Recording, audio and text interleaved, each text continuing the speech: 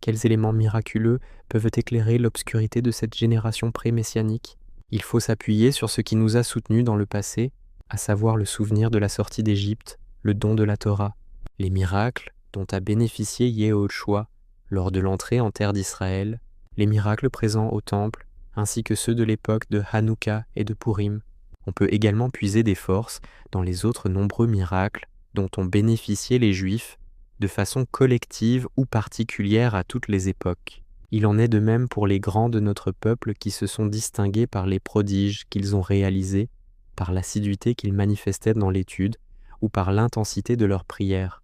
Ils ont, par leur comportement, dévoilé la lumière divine dans ce monde obscur. En effet, c'est dans un monde obscurci par la matérialité que se réalisera la Géoula.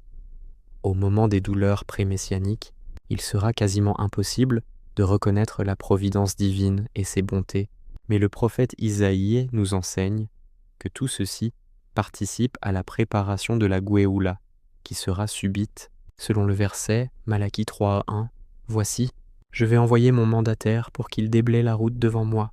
Soudain, il entrera dans son sanctuaire, le maître dont vous souhaitez la venue, le messager de l'alliance que vous appelez de vos vœux.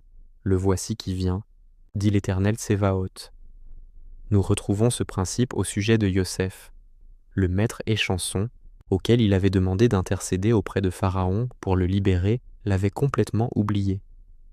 L'instant avant que les serviteurs du roi ne viennent le chercher, il n'avait aucun moyen naturel de sortir de prison. Mais l'instant d'après, ils l'ont fait sortir en hâte de sa geôle, et ceci est un signe pour toutes les délivrances authentiques qui se déroulent très rapidement. Enfin, les souffrances qui précèdent la venue du Maquia ne sont justifiées qu'afin de nous préparer en nous poussant à nous renforcer peu avant sa venue, car il viendra à un moment inattendu, et celui qui ne s'y serait pas préparé ne pourrait participer à son dévoilement.